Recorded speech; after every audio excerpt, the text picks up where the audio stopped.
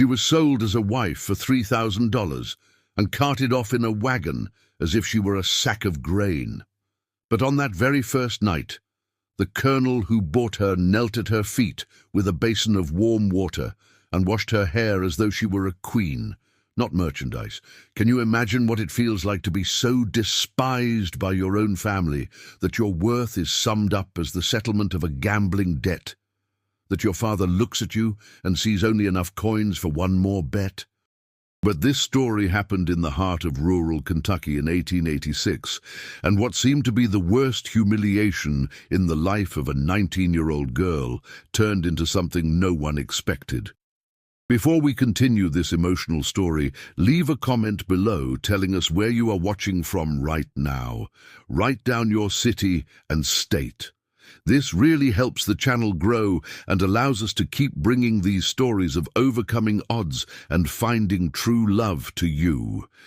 And if you enjoy stories like this, please subscribe to the channel and hit the notification bell so you don't miss any tales from days gone by. Amelia Thatcher was 19 years old when she ceased to be a daughter and became a commodity. She was born in Willow Creek, a small settlement in the southern hills, where everyone knew everyone, and gossip traveled faster than a galloping horse.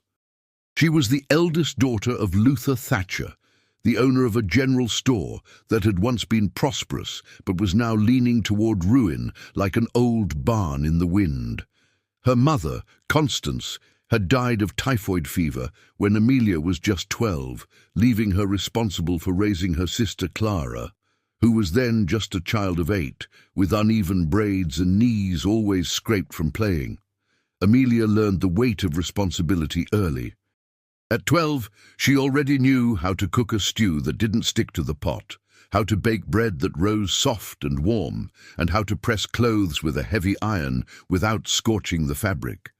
But her true talent lay in her hands when she held a needle and thread. The girl embroidered like few others could. Her flowers seemed ready to release their scent from the fabric. Her birds looked as if they wanted to fly off the cloth, and her lace was so delicate it seemed made by fairies rather than human hands. The wealthiest women in the village and the surrounding counties commissioned her for wedding trousseaux, baptismal towels, and bed linens that would be kept as family heirlooms. She worked sitting on the back porch of the house under the shade of the great magnolia tree her mother had planted years ago. Her fingers moved fast and precise while her mind traveled far away. Amelia dreamed. She dreamed of a marriage born of true love, of a man who looked at her and saw not just a talented seamstress or an efficient housekeeper, but simply Amelia. A whole person, with fears and dreams, with a desire to laugh and dance, with a heart that beat fast when she read some romance novel she managed to borrow in secret. She dreamed of someone who would choose her, not out of convenience or dowry, but because he wanted to be by her side every day until they were old and grey. But dreams are a luxury not everyone can afford. And Amelia was about to discover that her father had other plans for her, plans that included neither true love nor her own choice. Luther Thatcher had a problem. In truth, he had several problems, but the biggest of all was gambling. The man couldn't pass near a card table without feeling his fingers itch. He couldn't hear about a horse race without wanting to place a bet. Every week there was some game, some wager, some promise of easy winnings that called to him like a siren's song. And every week he lost. He lost money from the store, he lost credit from suppliers, he lost the respect of neighbors who began to avert their gaze when he passed on the street. The debts grew like weeds in an abandoned field. First, they were small, things he swore he could pay back the following week. Then they became larger, more urgent, more dangerous. The day came when Luther owed so much money to so many people that he could no longer sleep at night. He would lie in his hammock, staring at the rough ceiling, calculating and recalculating numbers that never added up. $3,000 was what he owed. $3,000 that he didn't have and couldn't gather even if he lived 2 more lifetimes. The creditors began to tighten the noose. They appeared at the store with grim faces and deep voices. They sent threatening messages. They spoke of taking the house, taking the store, taking everything he had. One of them, Barnaby Cross, a large and cruel man known for having no pity on debtors, made it clear that if Luther didn't pay by the end of the month, he would find out what happened to those who didn't honor their debts to him. And everyone knew that when Barnaby said that, he wasn't joking. It was on a night in March, when the day's heat had finally given way and a cool breeze drifted through the window, that Luther made the decision that would change Amelia's life forever.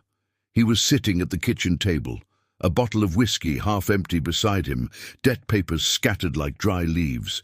The oil lamp dimly lit the room, casting dancing shadows on the timber walls. Clara was already asleep in the back room. Amelia was finishing washing the dinner dishes when her father called her. "Amelia, come here, girl. I need to speak with you."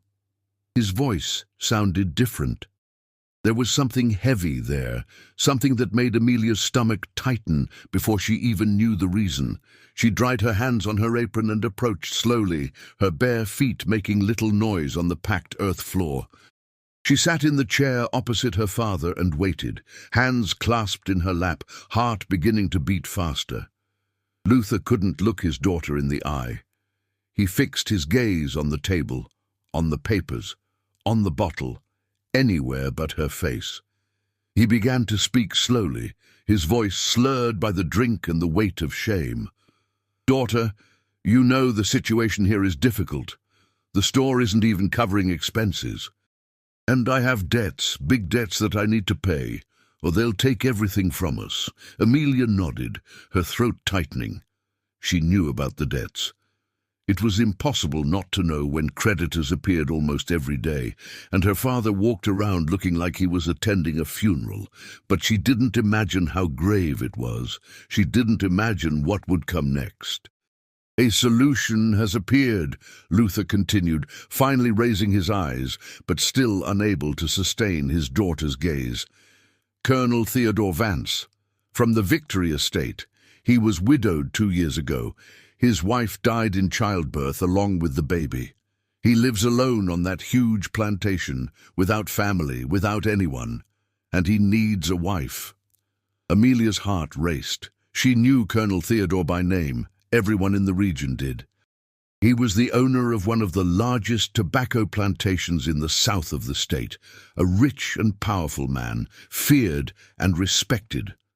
But he was also known for being fair, unlike other landowners who treated workers like slaves even after the laws had changed.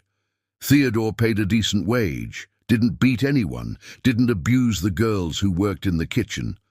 But he was still a colonel, a man of nearly 40, and Amelia was only 19. "He offered $3,000 for a wife," Luther said, his voice coming out almost as a whisper.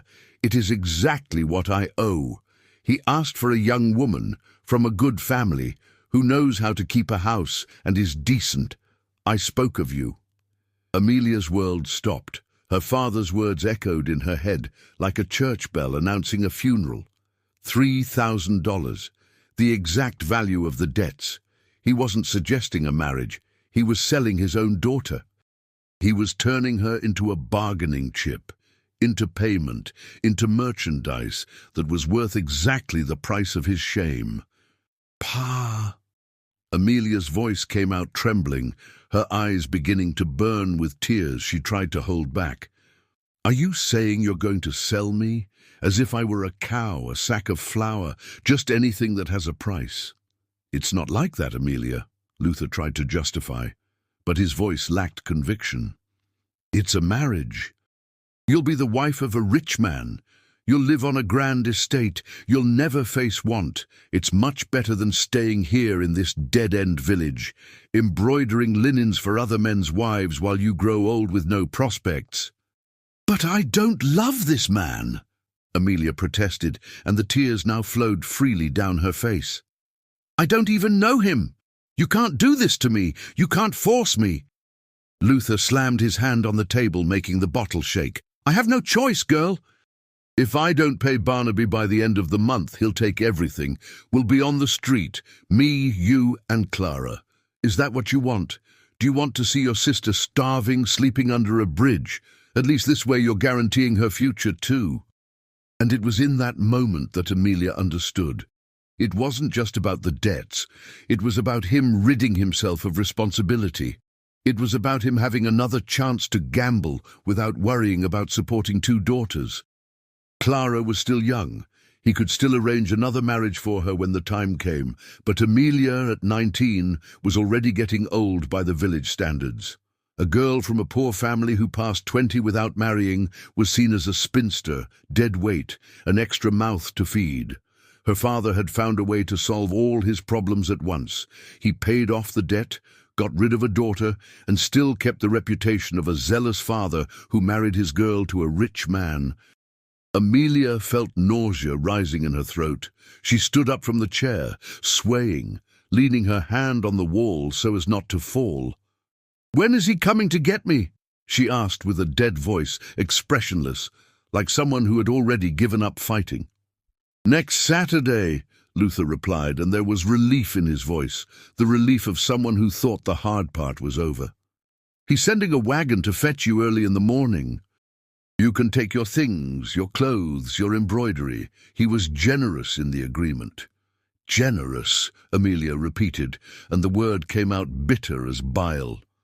How generous to buy a person like one buys furniture for a house. She left the kitchen without waiting for an answer. She went to the small room she shared with Clara, lay down on the straw mattress, and cried in silence so as not to wake her sister. She cried for the childhood lost, caring for the house and her sister. She cried for the dreams of true love she would never realize. She cried because she was 19 and her life was already being decided by others. She cried because deep down, very deep down, a part of her knew she really had no choice. If she didn't go, her father would continue sinking into debt, and Clara would be the next to be sold. At least this way, Clara would have a chance at a different future. At least this way, her younger sister might have what Amelia would never have, a choice. The days until Saturday passed like fog, half unreal, half distant. Amelia continued embroidering the orders she had, continued cooking and cleaning, continued caring for Clara as she always did.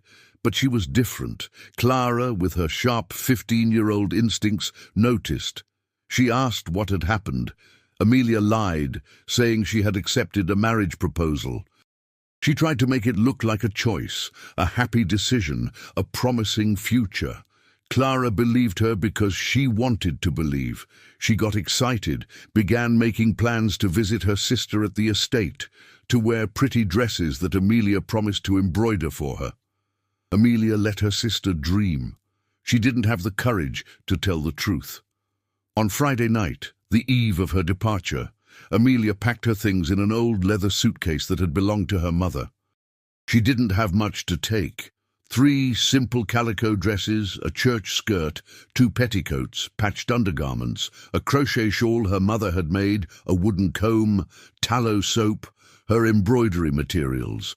She also packed the only book she owned, a tattered copy of romantic poetry she had bought with money, saved over months. It was her most precious treasure. She slept poorly that night. She woke up several times with her heart racing, cold sweat running down her back, a sensation of suffocation. Every time she closed her eyes, she saw the same nightmare. Herself at a livestock fair, being evaluated like an animal. Hands of unknown men feeling her arm to test her strength, opening her mouth to check her teeth, deciding if she was worth the asking price. When the sun began to lighten the horizon, Amelia was already awake and dressed.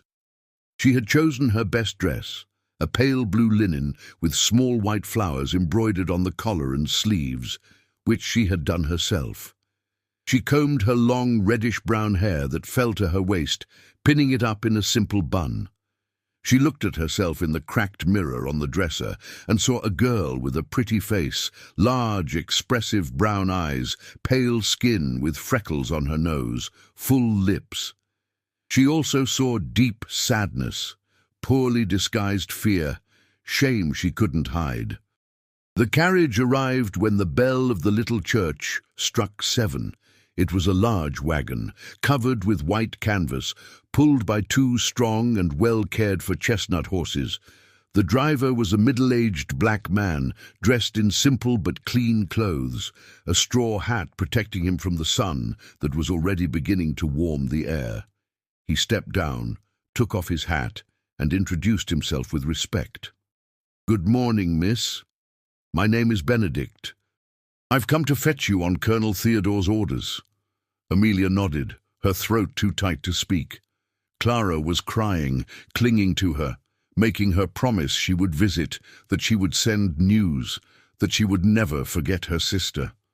Amelia promised everything, hugged Clara tightly, breathed deep the scent of the girl's hair, whom she had raised as if she were her own daughter. Luther stood in the corner of the porch, hands in his pockets, gaze averted, without the courage to approach. There was no farewell hug between father and daughter. There was no blessing, only heavy silence and mutual shame. Benedict took Amelia's suitcase and placed it in the back of the wagon. He offered his hand to help her up. She accepted, settled onto the wooden bench with a simple cushion, arranged her skirt around her legs. The wagon began to move, wheels creaking on the dirt, horses in a gentle trot. Amelia looked back one last time. She saw Clara waving a white handkerchief, tears shining on her young face. She saw the small house where she had grown up, her mother's magnolia tree, the dirt road she had known forever. She saw it all getting smaller, more distant, until it disappeared completely when the wagon turned the corner. And it was in that moment that reality truly hit. She wasn't going to a beautiful wedding with a white dress and a family party. She was being transported like sold goods, taken to a man who had paid $3,000 for her without even knowing her, without knowing if she could read, if she liked to sing, if she was afraid of thunder. He didn't care about any of that. It only mattered that she was young, healthy, capable of keeping a house and perhaps bearing children. The journey lasted all day. The road was difficult, full of ruts and stones, and the wagon swayed so much that Amelia had to hold firmly to the side so as not to be thrown from one side to the other. Benedict tried to converse a few times. He asked if she was comfortable, if she wanted to stop to rest, if she needed water. Amelia replied in monosyllables, incapable of maintaining a conversation. He realized she didn't want to talk and respected it, continuing the journey in silence. They stopped once in the shade of a massive oak tree for the horses to drink water and rest. Benedict offered biscuits and dried beef he had brought wrapped in a clean cloth.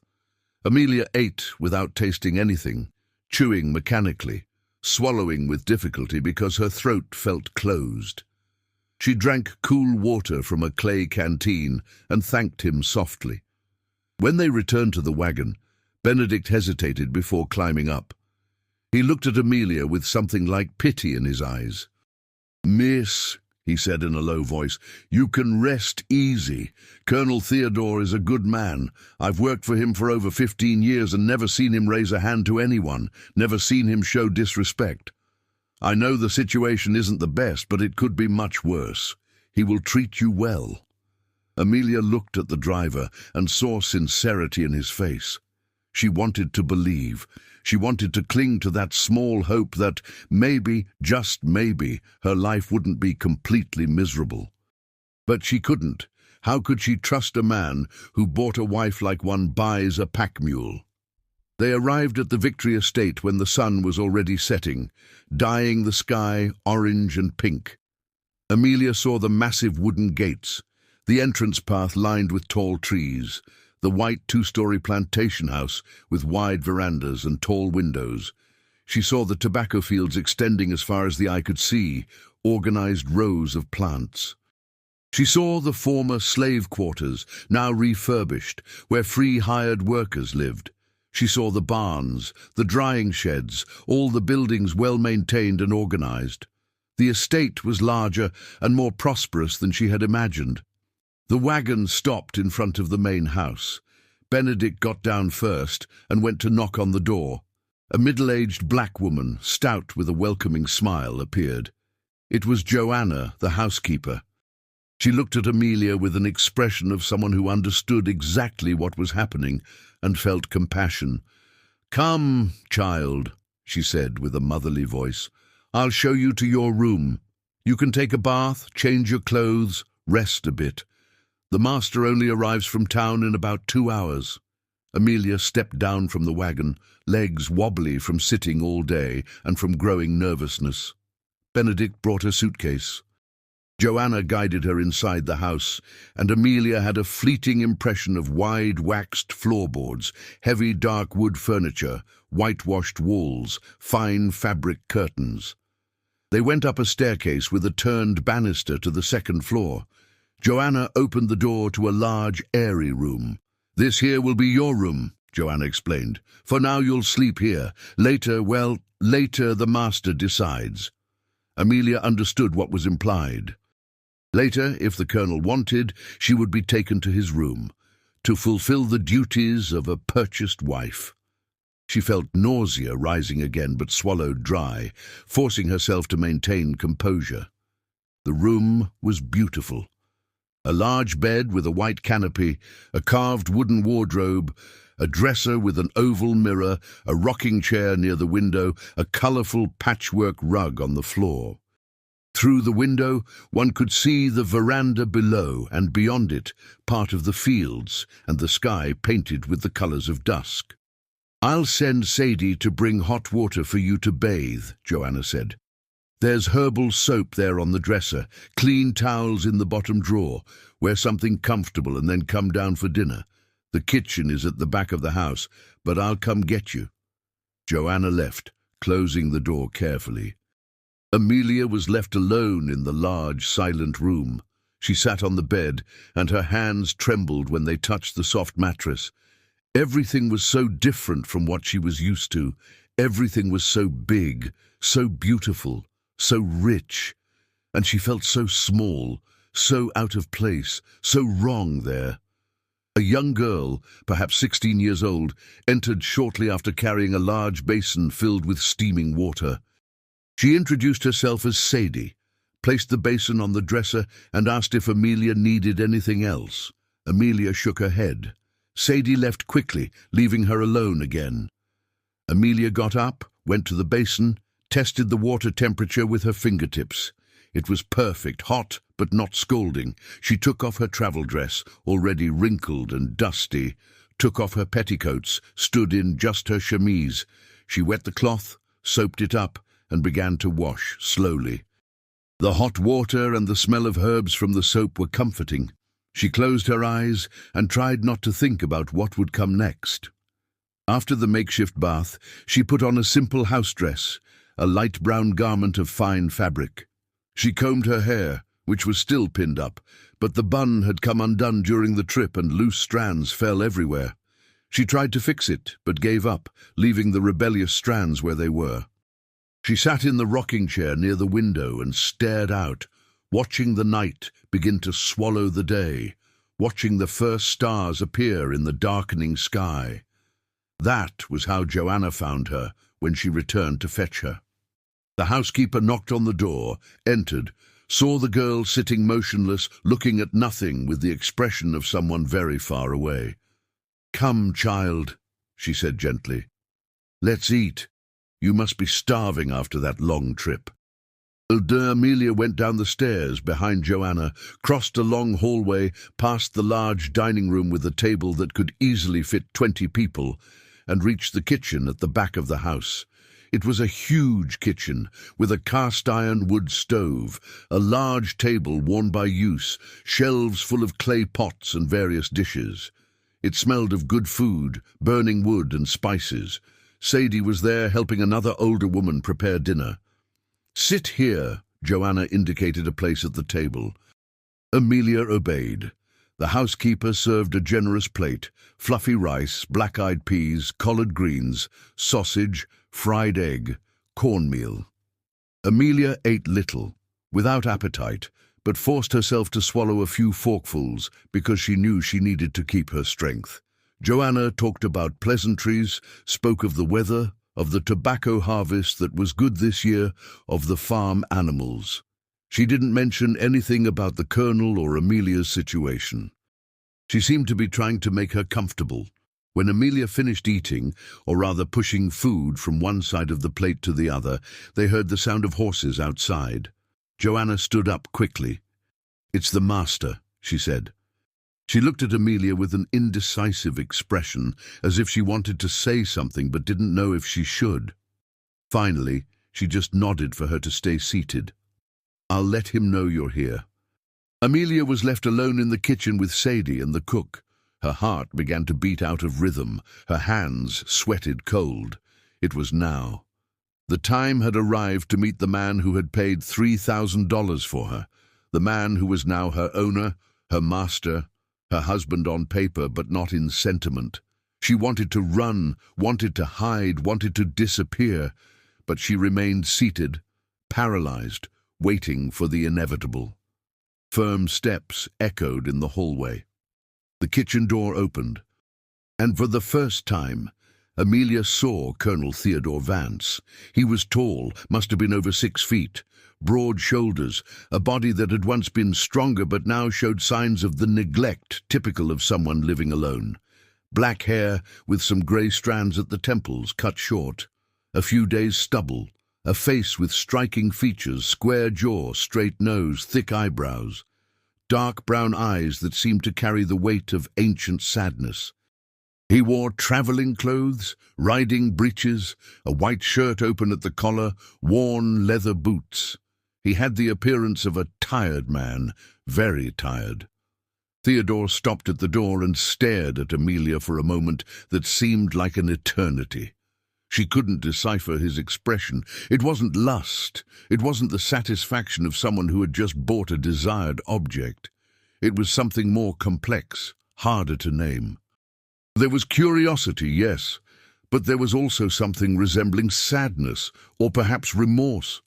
"You are Amelia," he said finally, and his voice was deep, calm, without aggression. She nodded, unable to speak, hands clutching her skirt tightly under the table. "Welcome to Victory Estate. I hope the journey wasn't too tiring." It was polite conversation, formal, as if she were a respectable guest and not purchased merchandise. Amelia didn't know how to react.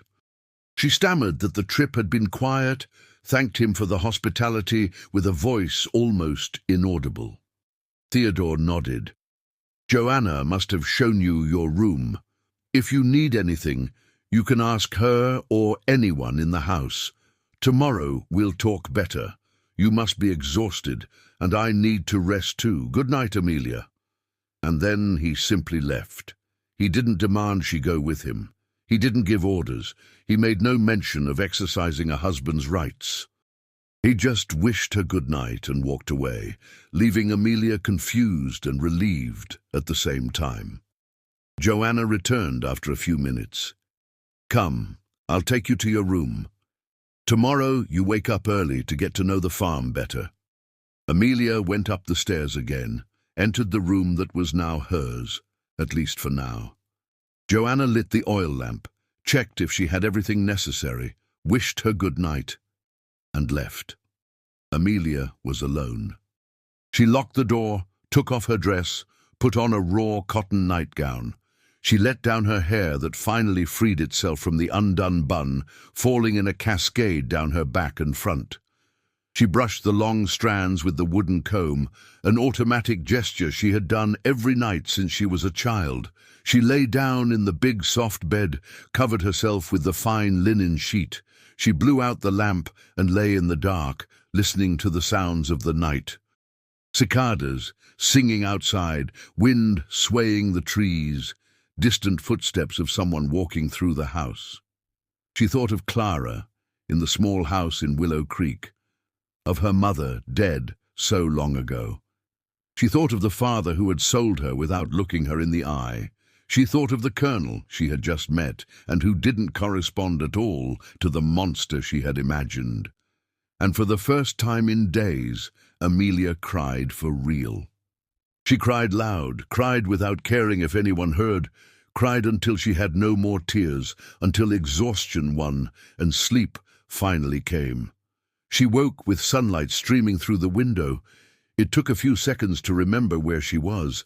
She sat up in bed, rubbed her eyes swollen from crying. She had slept heavily, without dreams she could remember. She got up, went to the window, and looked at the estate in the daylight.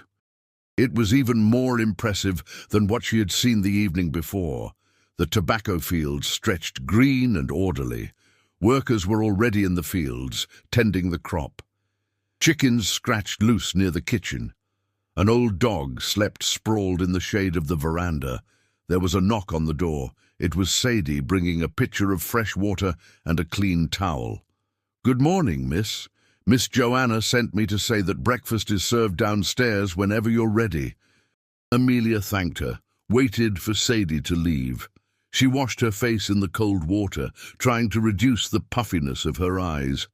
She put on the blue dress she had used on the trip, since she didn't have many options. She pinned her hair in a loose bun. She went down the stairs slowly, following the smell of fresh coffee and hot bread. In the dining room, the large table was set with an embroidered white linen tablecloth. There was a pot of steaming coffee, a pitcher of milk, biscuits, butter, cheese, apple butter, cakes, much more food than one person could eat. Theodore was already seated at one of the heads, coffee cup in hand, newspaper open in front of him. He had shaved and was wearing clean clothes, light linen trousers and a white shirt. He looked more rested than the night before. He raised his eyes when Amelia entered. "Good morning. Did you sleep well?" She murmured yes, though it was a half-truth. She sat in the chair furthest from him, on the other side of the long table. She served herself coffee with milk, took a small piece of biscuit. She ate in silence while Theodore went back to reading the paper. The silence wasn't comfortable, but it wasn't hostile either. It was just the silence of two people who didn't know each other and didn't know what to say to one another. Amelia took the opportunity to observe him discreetly. In the daylight, without the fatigue of travel, he seemed less intimidating. He had laugh lines around his eyes, a sign of someone who had smiled a lot but hadn't done so in a long time. He had large hands, calloused from work, nails clean and trimmed. He wore no wedding band, but she saw a clear mark on his left ring finger, a sign he had worn one for a long time and only recently stopped. Theodore folded the newspaper and finally broke the silence. "Amelia, we need to talk about some things." She nodded, setting down the cup with a trembling hand, preparing for the worst. "I know the situation isn't ideal for you," he began, and there was awkwardness in his voice. "I know you didn't choose me, didn't choose to be here. Your father made a business deal and you were the currency. I won't pretend it was anything other than that." His frankness took Amelia by surprise. She expected pretty lies, expected him to try to sugarcoat the pill, make it seem like a normal marriage. But he was putting the raw truth on the table without beating around the bush. "I want you to know a few things," Theodore continued, looking directly at her for the first time. "You are free to move around the entire estate, go where you want, do what you want. You are not a prisoner here. You have your own room, and it will remain yours for as long as you want. I won't demand anything from you, won't force anything. If one day you decide you want to leave, you can go. I'll give you money to start over wherever you want." Amelia stared at him, stunned. "Why are you doing this?" she asked, her voice raspy. "If you didn't want a real wife, why did you pay $3,000 for me?" Theodore sighed deeply. He ran a hand through his hair in a gesture that seemed to be a habit when he was uncomfortable. "Because," he said slowly, choosing his words carefully, "because I know what your father is. I know he would have sold you to anyone who paid. And there are men out there, Amelia, cruel men who would have bought you for terrible reasons. When he came to me with the proposal, I thought if I didn't accept, he'd sell you to someone worse. I thought at least here you'd be safe, treated with respect. So it was pity, Amelia said, bitterness in her voice. You felt sorry for me. It wasn't pity, Theodore corrected. It was trying to stop a bad thing from happening to someone who doesn't deserve it. Maybe it was selfishness too. This house is too empty. Sometimes I go days without speaking to anyone besides the workers about the tobacco. I thought maybe I'd have company, someone to talk to, but I don't want you to feel obligated to anything. That's not why you're here. Amelia didn't know what to think. Part of her wanted to believe him. But another part, the part that had been sold by her own father, that had learned the hard way that you couldn't trust anyone, that part remained suspicious. Men didn't do things out of kindness. There was always a hidden interest. There was always a price to pay. Since Theodore sensed the suspicion, he didn't insist. He got up from the table. I need to go check the fields. You can make yourself at home. Joanna can show you the whole house, the library if you want to read.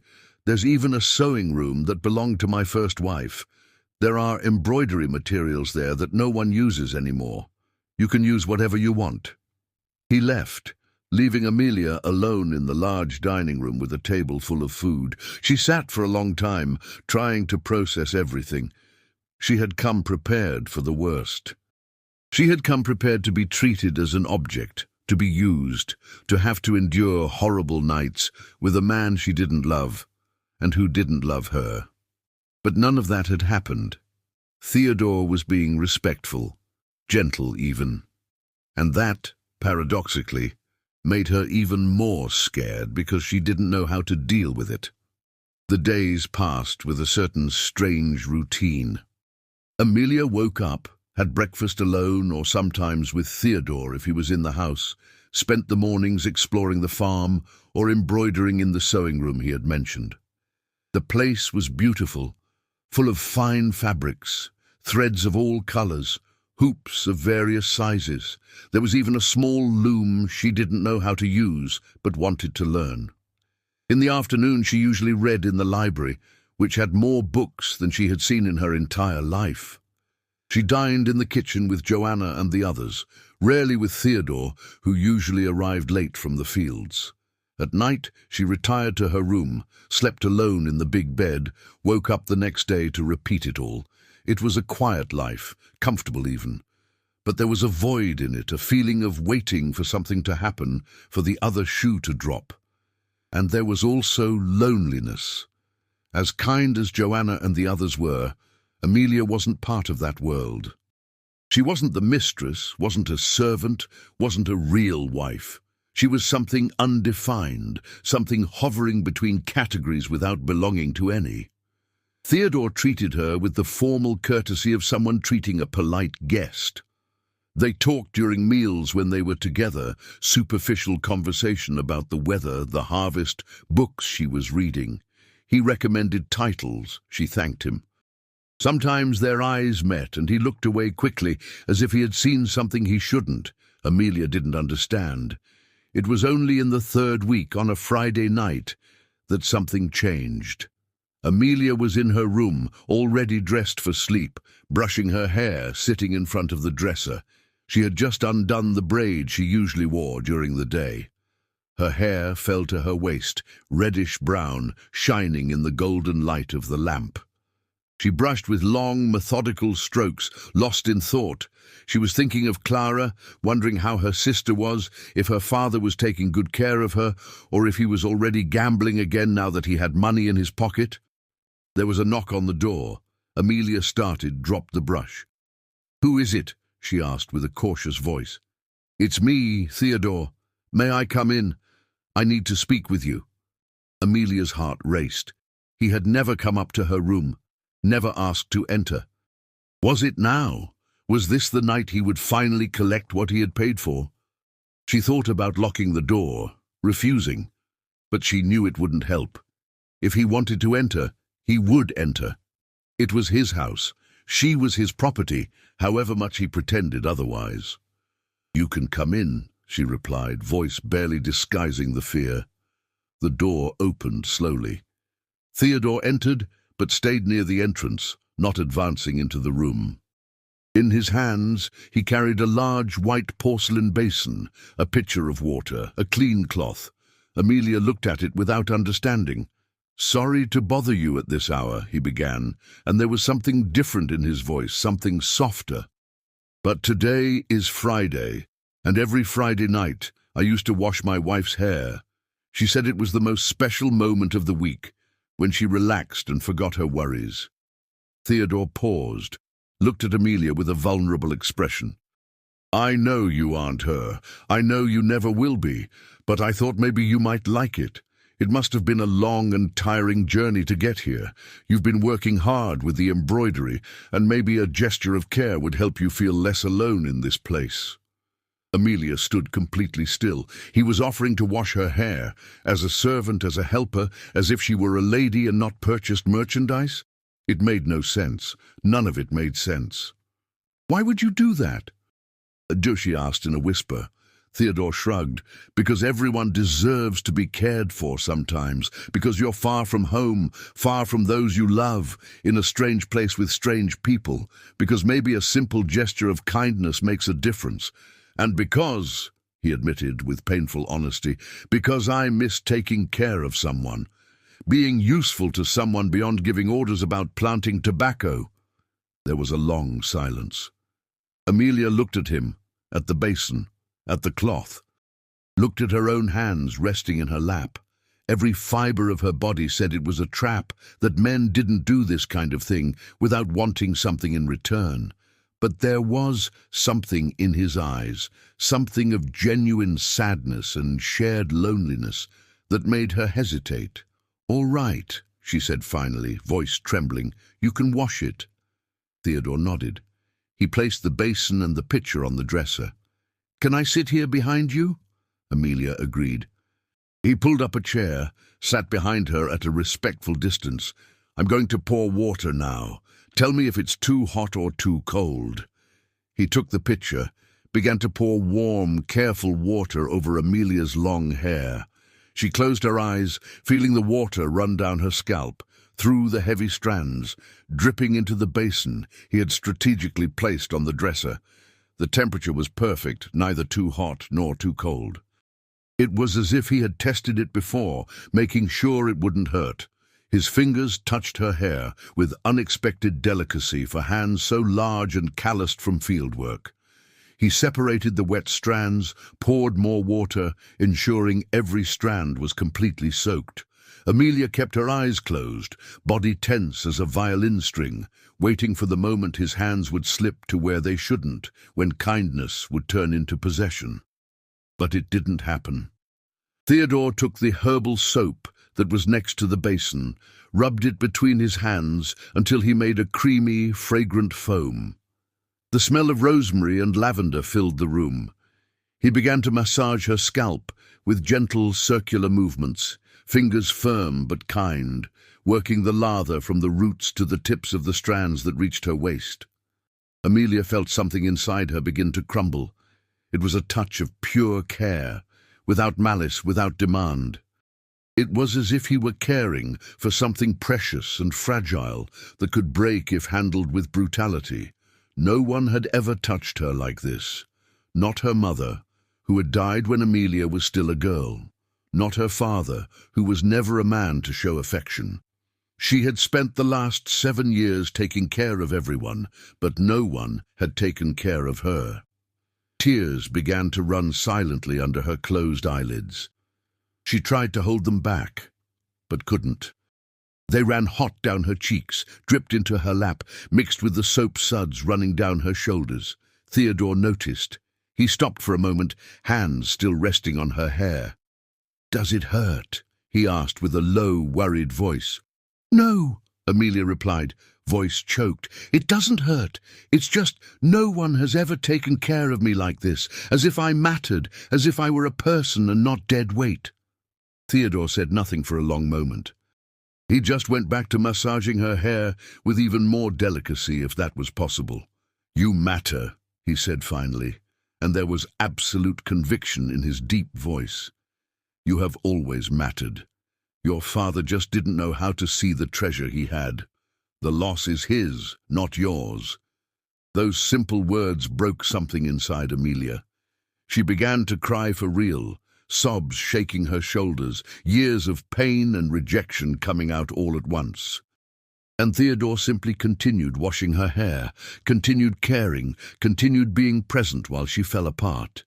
He didn't try to make her stop crying, didn't say everything was okay when clearly it wasn't, just offered silent presence and gentle hands working foam into the long strands. When the sobs finally subsided, when Amelia could breathe again without choking, Theodore took the pitcher again. "I'm going to rinse now," he warned. She nodded. He poured clean, warm water over the soapy hair, 1 pitcher, 2, 3, until all the foam was gone and the strands ran clean and shiny. He took the soft cotton cloth, began to squeeze the strands carefully, removing the excess water without twisting or pulling in a way that might hurt. "Done," he said when he finished. Amelia opened her eyes, saw in the dresser mirror the reflection of the two of them. Her with wet hair darkened by the water, face red from crying, eyes swollen. Him behind, hand still holding the cloth, an expression of tenderness that made her heart skip a beat. "Thank you," she whispered.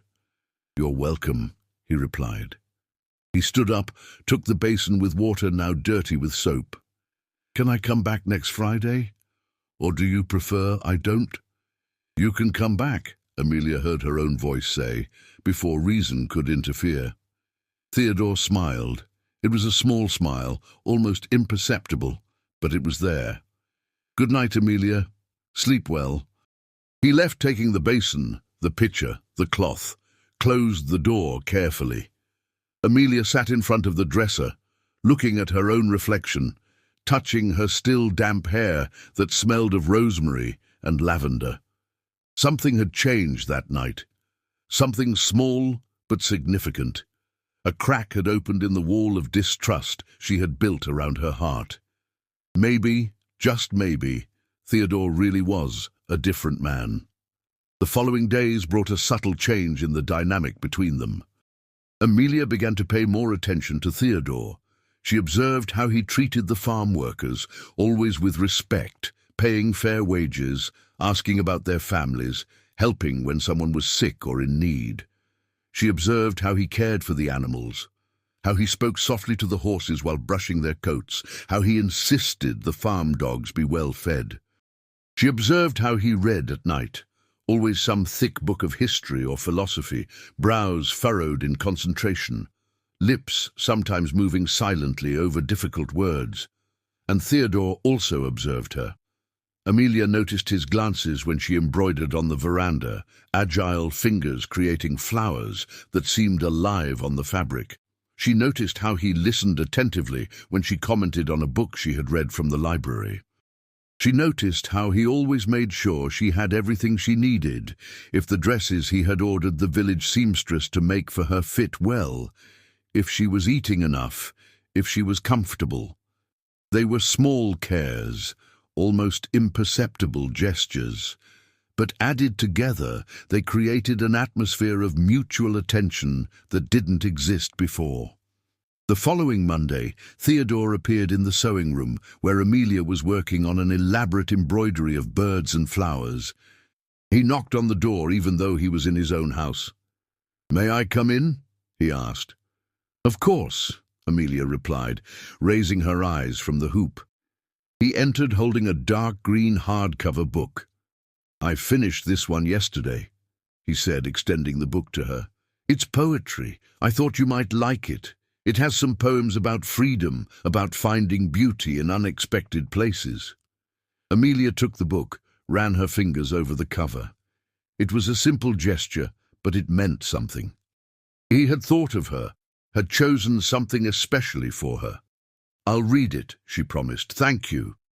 Theodore nodded, stood for another moment as if he wanted to say something but didn't know how. Finally, he just wished her happy reading and left. Amelia stood holding the book, a small smile playing at the corners of her mouth. It was the first genuine smile she had given since arriving there. On Tuesday morning, Amelia woke up and went down for breakfast. Theodore was already in the dining room, but this time he wasn't reading the paper. He was leafing through an old notebook, expression thoughtful. When she entered, he raised his eyes. "Good morning. I was thinking about something," he began, closing the notebook. "You said you'd like to learn to use the loom in the sewing room. As it happens, I don't know how to teach it, never learned, but Mrs. Sable, who lives in the village, she is an excellent weaver. I thought about inviting her to come here a few times a week to teach you if you want." Amelia felt warmth spread through her chest. He had remembered. She had mentioned the loom only once, in passing, almost 3 weeks ago, and he had remembered. "I would love that," she replied, and the excitement in her voice was real. Theodore's face lit up. "Then it's decided. I'll send Benedict to fetch her tomorrow." And that was how Mrs. Sable, a lady with completely white hair and miraculous hands, began to appear at Victory Estate 3 times a week. She taught Amelia the secrets of the loom, how to prepare the threads, how to create patterns, how to interlace colors to create complex designs. Amelia was a dedicated student, learning fast, creating increasingly beautiful pieces. Theodore sometimes appeared in the sewing room just to see the progress.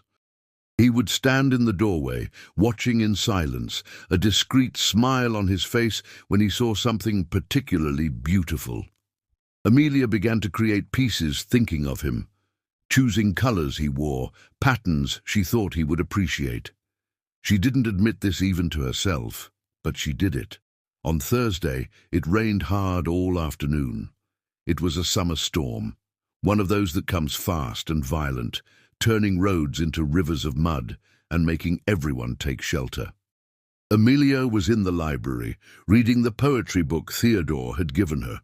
She was so absorbed she didn't notice when he entered, hair and clothes soaked, dripping water on the wooden floor. "Sorry to interrupt," he said, and she started, putting down the book. "I went to check the drying shed and ended up catching the whole rain. Need to change before I catch a cold." He was shivering slightly, lips a bit purplish from cold. Amelia stood up, worried. "You're freezing. I'll ask Joanna to make hot tea. Go change quickly." Theodore nodded and left hurriedly. Amelia went to the kitchen, asked Joanna to make very strong and hot tea. When Theodore came down again, already in dry clothes and hair still damp but no longer dripping, Amelia was waiting in the parlor with a steaming cup of lemon balm tea with honey. "Sit," she ordered, extending the cup. "Drink this before you get sick." Theodore obeyed, surprised by her worried tone but clearly pleased. He drank the tea in small sips, feeling the hot liquid go down his throat and warm him from the inside. "You're good at taking care of people," he commented. "I had plenty of practice," Amelia replied, sitting in the armchair opposite him. "I took care of Clara since she was 8, became her mother without being old enough for it." "Must have been hard," Theodore said with genuine empathy in his voice. "It was," Amelia admitted. "But it was also the only thing that kept me going after my mother died. Clara needed me. That gave me purpose." She paused, looked at her own hands. "I'm afraid of what will happen to her now. My father isn't a man to take care of anyone properly." "I can send for news if you want," Theodore offered. "I have contacts in Willow Creek. Can ask someone to check if she's well, if she needs anything." Amelia raised her eyes, surprised and touched. "You would do that?" "Of course. I know how important she is to you." It was a simple gesture, but it meant the entire universe to Amelia. Someone was considering her feelings, her worries. Someone was offering help without expecting anything in return.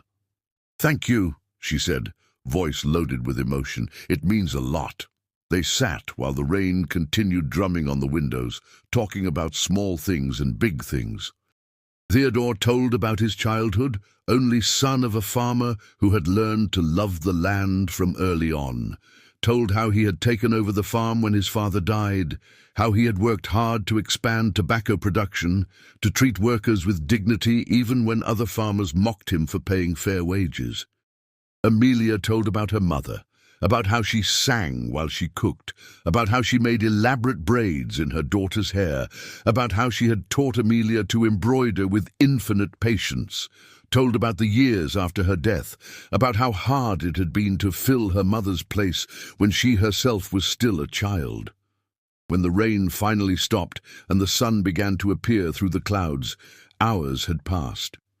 They had talked the whole afternoon without noticing time pass. And when they realized, both were smiling, expressions relaxed and comfortable, as if they were old friends and not strangers living under the same roof, due to strange circumstances. Friday arrived again. Amelia waited all evening with a mixture of anxiety and anticipation. Part of her still suspected, still expected something to go wrong. But another part, a part that was growing every day, waited anxiously for the moment Theodore would knock on the door with the basin of warm water and gentle hands. And he came. Knocked on the door at the same time as the previous week. Amelia was already with her hair loose, already waiting. "You can come in," she said, and her voice came out firmer this time, less frightened. Theodore entered with the basin, the pitcher, the cloth, the ritual repeated. Warm water over long hair. Herbal soap making creamy foam. Fingers massaging the scalp with tenderness that made Amelia's heart race. But this time she didn't cry. This time she just closed her eyes and let herself feel. Felt the care. Felt his presence behind her. Felt something beginning to bloom inside her chest. Something dangerous and good at the same time. "Theodore," she said in the middle of the process, voice low. "Can I ask something?" "Of course," he replied, hands stopping for a moment. "Why did you really bring me here? I don't believe it was just to save me from my father. No one does that. No one spends $3,000 out of pity." There was a long silence. His hands went back to working on her hair, but slower now, as if he were buying time to organize his thoughts. Finally he spoke, voice heavy with ancient pain. "My wife was named Eleanor. We met when I was 22 and she was 19. It was love at first sight, the kind you read in books and think doesn't exist. We married 6 months later. We were very happy for 15 years. He paused, breathing becoming heavy. "She finally got pregnant after years of trying. We were so happy, thought it was a blessing that our family was finally going to grow. But the birth was difficult. Very difficult. She bled too much. The baby was in the wrong position. There wasn't a good enough doctor nearby, only the village midwife. And I stood there, helpless, hearing her scream in pain, watching her get weaker and weaker. We lost the baby first. It was a boy. And then, 3 hours later, we lost her too." His voice cracked at the end. Amelia felt tears prick her own eyes. "I'm so sorry," she whispered. "I blamed myself," Theodore continued. "I blame myself to this day.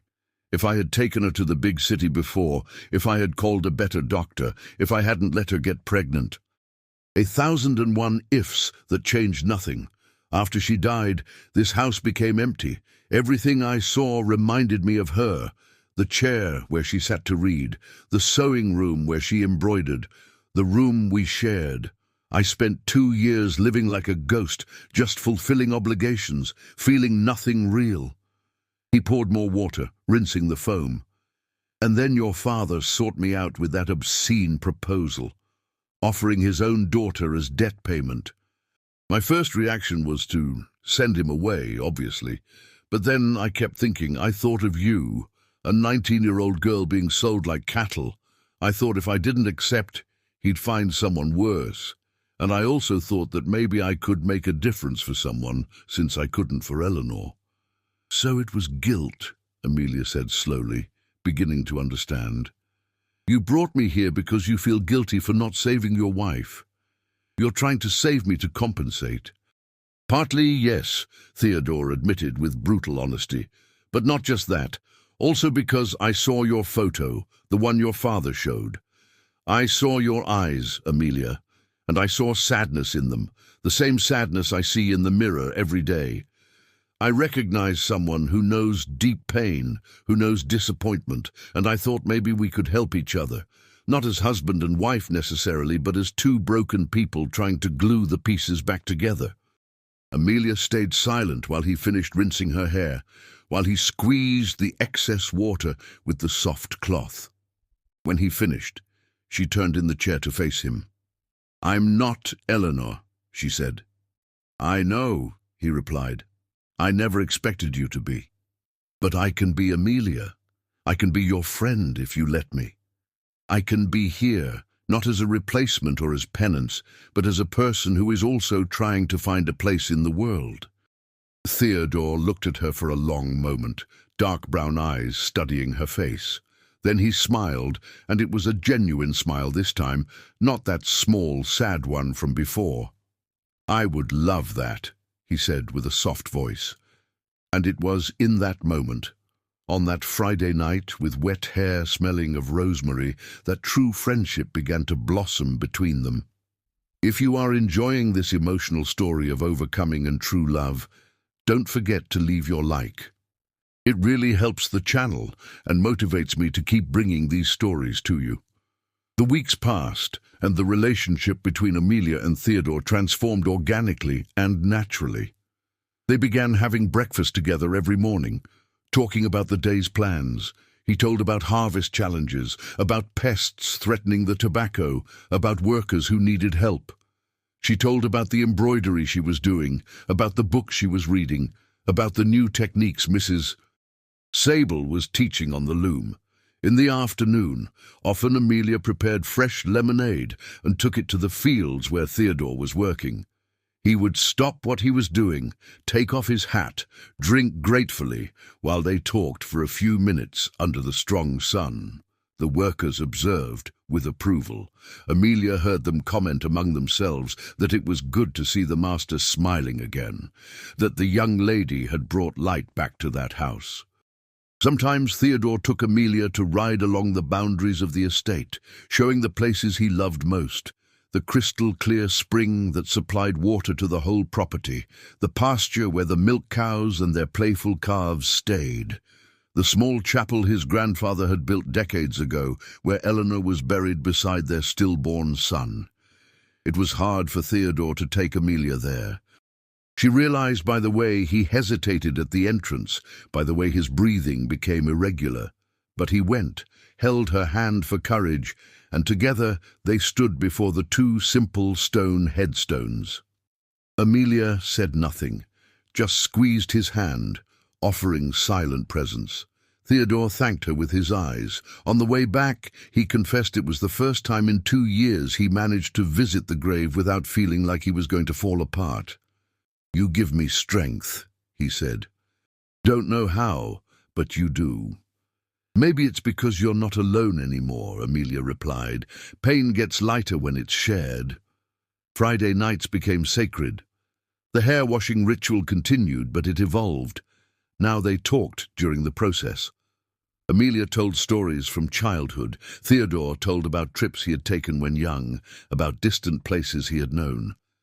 They laughed together, shared comfortable silences, built emotional intimacy that had nothing to do with obligation or transaction, but everything to do with a genuine choice to be in each other's presence.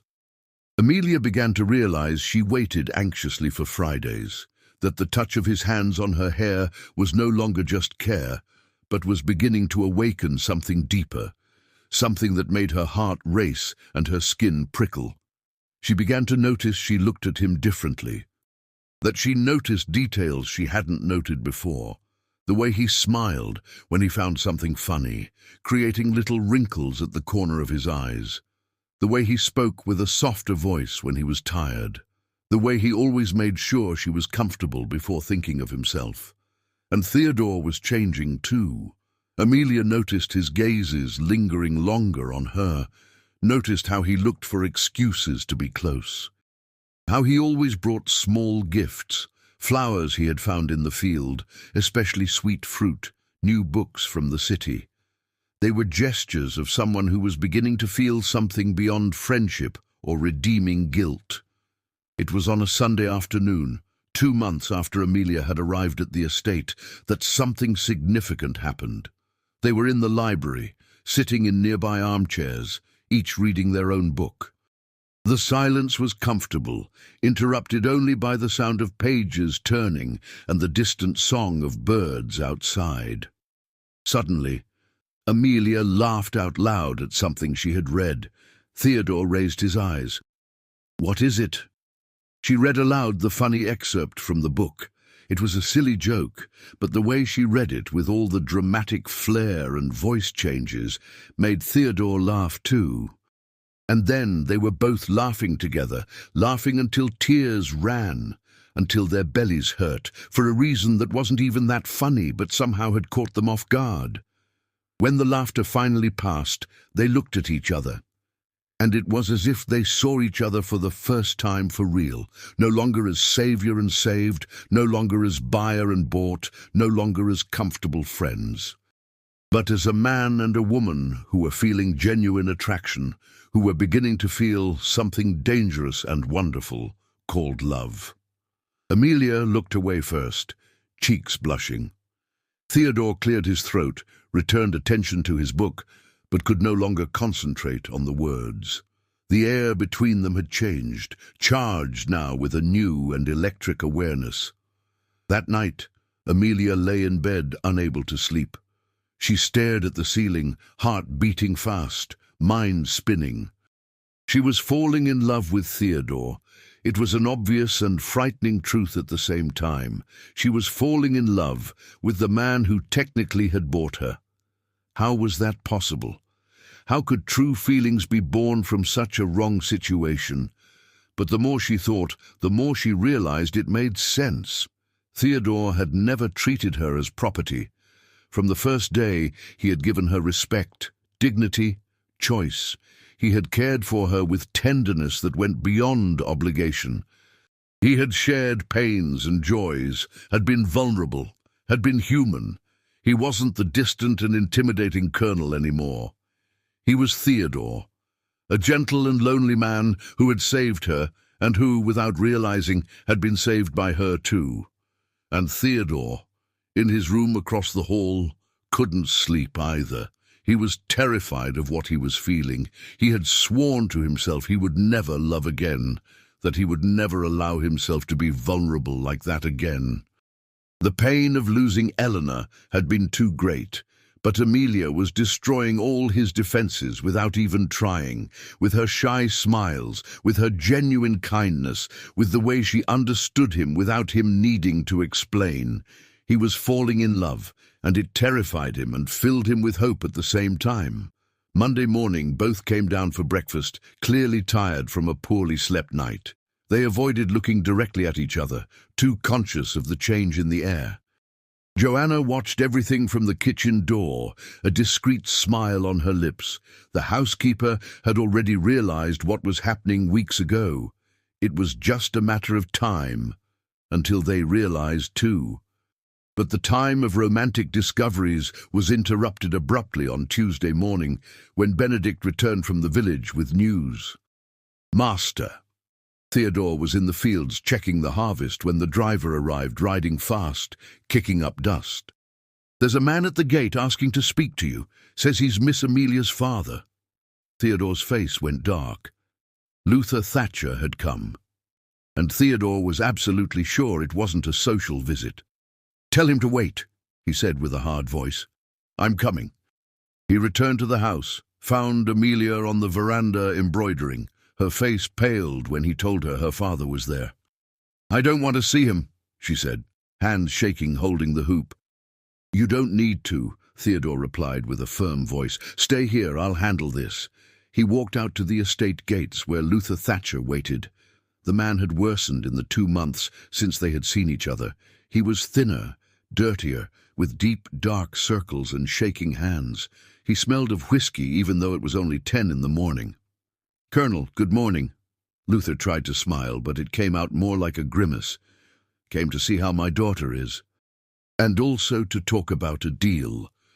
Your daughter is fine, Theodore replied coldly. No need to worry. You can leave now. Calm down. Calm down. Luther raised his hands. Doesn't have to be like this. I'm the girl's father, have a right to know if she's happy, if she's being treated well. She is being treated with the respect and dignity you never gave her.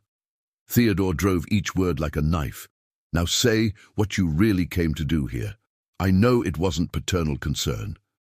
Luther had the decency to look ashamed for a second. Then he sighed. All right, I'll be direct. I spent the money you paid me. Had other debts besides Barnaby's. And some new ones might have come up too. I need another $1,000.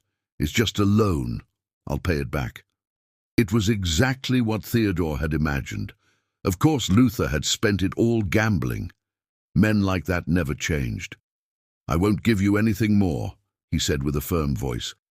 The deal was $3,000 for your daughter. I already paid. I don't owe you anything else. Luther's face turned red. Listen here, Colonel. You might be rich and powerful, but I'm still Amelia's father. And I have another daughter too, Clara. Pretty girl, 16 years old now, getting to be a young lady. Bet there's lots of folks who'd pay well for her too, if I offered. Theodore grabbed Luther by the collar of his dirty shirt, lifting him almost off the ground. His voice came out low and dangerous. You won't do anything with Clara. You won't sell her, won't use her, won't even lay a finger on that girl. Are we understood? Luther tried to break free, but Theodore was much stronger. Then give me the money. I have no choice. They'll kill me if I don't pay. I'll give you something better. Theodore released him with a shove that made him stumble. I'll pay all your debts, all of them. But there are conditions. You will sell the store, take that money plus what I'm going to give you, pay off everything you owe. And then you will disappear from your daughters' lives forever. Never speak to Amelia or Clara again. Never ask for anything again. You will vanish. If I find out you tried to make contact, if I find out you came near them, I guarantee debts will be the least of your problems. Understood? Luther swallowed dry. He saw Theodore wasn't bluffing. He nodded slowly. And Clara? What will happen to her? You will sign legal guardianship of her over to Amelia. I'll have my lawyer prepare the papers. Clara is coming to live here on the estate, where she'll be safe and cared for. And you will sign without complaining. But she's my daughter. You lost the right to call her daughter when you considered selling her, Theodore cut in. These are my conditions. Accept or get out of here right now and wait for the creditors to do what they want with you. The choice is yours. Luther stood looking at the dirt ground, shoulders slumped in defeat. He had no real choice, and they both knew it. All right, he said finally, voice broken. I accept. Theodore called Benedict. Take him to the house, give him food and water. He stays in the back quarters until I sort out the paperwork, and don't let him leave. While Luther was taken away, Theodore returned to the house. He found Amelia exactly where he had left her, still on the veranda but no longer embroidering. She was standing, hands gripping the railing, looking anxiously toward the gates. Theodore, what happened? Did he leave? Come, let's talk, Theodore said gently, taking her arm. They went inside, sat in the parlor. He told her everything, told about Luther wanting more money, about the veiled threat to sell Clara, about the deal he had made. Amelia went pale. He was going to sell Clara, she whispered, absolute horror in her voice. He really was going to do that to her too. He won't, Theodore held her hands. I won't let him. I'm going to pay his debts. Bring Clara here. She'll be under your legal guardianship, and your father will leave your lives forever. Tears began to run down Amelia's face. You're doing this for me. I'm doing it because it's right, Theodore replied, wiping her tears with his thumb. Because no one deserves to be sold, because Clara deserves a better life, and because, he admitted with a soft voice, because I care about you, Amelia. I care a lot. Seeing you suffer hurts me. I want to protect you and anyone you love. Amelia looked at him through tears. Theodore was there, holding her hands, looking at her as if she were the most precious thing in the world, and something inside her gave way completely. She leaned forward, and before her courage abandoned her, pressed her lips to his in a soft kiss, salty with tears. Theodore froze for a second, surprised, but then he reciprocated, a hand coming up to cup her face with infinite tenderness. The kiss was chaste, sweet, full of promise of something more. When they pulled apart, they stayed with foreheads touching, breaths mingling. "I care about you too," Amelia whispered. "I didn't want to, tried not to want to. But I fell in love with you, Theodore, with your kindness, with your gentleness, with the way you make me feel seen and valued." Theodore smiled, and it was a wide, genuine smile that lit up his entire face. "I fell in love with you the moment I saw you laugh for the first time, saw the light in your eyes, and knew I was lost." They kissed again, deeper this time, more confident. They were two broken people who had found healing in each other. It was love born of impossible circumstances, but which for that very reason was even more precious. The following days were of preparation. Theodore's lawyer came, prepared all the necessary paperwork. Luther signed everything put in front of him, anxious to receive the money and vanish. Theodore personally verified that all debts were paid, that the store was sold for a fair price, that Luther received enough to start over far away if he had sense. And then Luther left. He left the estate on a grey morning, taking only a suitcase with clothes and the money in his pocket. He didn't ask to see Amelia, didn't send a message, simply went, like a ghost, dissipating in the mist. Amelia watched from the bedroom window. She felt relief, felt sadness for the relationship they never had, felt closure. That chapter of her life had ended. A new one was beginning. Benedict went to fetch Clara the following Friday. The girl arrived at the estate with eyes wide with admiration and fear mixed. She didn't quite understand what was happening, why her father had signed papers handing her to her sister, why she was going to live on a huge estate with the rich colonel. But when she saw Amelia running from the big house with tears of joy, when she was enveloped in a tight hug, when she heard her sister whisper that now they were safe, that no one would ever hurt or use them again, Clara began to cry too. The sister stood embracing for a long time, crying years of fear and pain, crying the relief of finally being truly safe. Theodore watched from afar, a discreet smile on his face. Joanna was beside him, wiping her own eyes with the corner of her apron. "You did a good thing, master," said the housekeeper. "God will bless you for this." "I hope so," Theodore replied. "I hope so." Clara adapted quickly to life on the estate. She was a smart and resilient girl, grateful for the second chance. Amelia taught her sister to embroider more complex patterns, to use the loom, to read more difficult books from the library. Theodore treated Clara as if she were a younger sister, protecting, but also giving her freedom to discover who she was without the weight of the horrible circumstances they had lived. And the relationship between Amelia and Theodore continued to bloom. They were careful in front of Clara, keeping displays of affection discreet, but on Friday nights when Clara was already asleep, the ritual continued. Theodore would go to Amelia's room, wash her hair with a dedication that was an act of love in itself. And afterward they would talk late, sharing stolen kisses, making plans for a future that now seemed possible. It was on one of those nights, 3 weeks after Clara had arrived, that Theodore finally asked the question he had been keeping. "Amelia," he began, after finishing rinsing her hair, "when you arrived here, it was as part of a transaction. You had no choice in it, but now things have changed. We have changed. And I need to know, do you want to stay here? With me? Not out of obligation, not because you have nowhere to go, but because you want to." Amelia turned to face him, wet hair falling like a waterfall down her back. She held his face with both hands. "I want to stay," she said with absolute conviction. "I want to stay because I fell in love with you, because here, in this place I came prepared to hate. I found a true home. I found you, found respect, found love I never thought I deserved. So yes, Theodore, I want to stay. I want to stay forever if you'll let me." Theodore pulled her into a deep kiss, a kiss that sealed a promise between them. When they separated, he took something from his pocket. It was a delicate gold ring with a small red stone. "This was my grandmother's," he explained.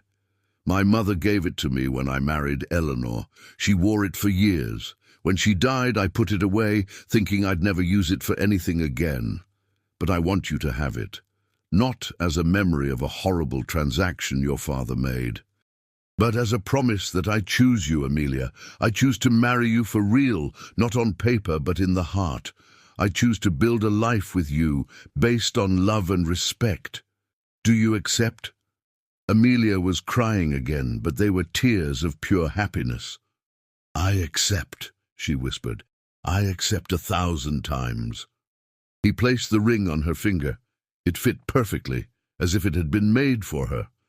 Amelia looked at the red stone shining in the lamplight and felt her heart overflow with love and gratitude. She had come to that estate as sold merchandise, but she was remaining as a beloved and free woman, making a choice no one could take from her.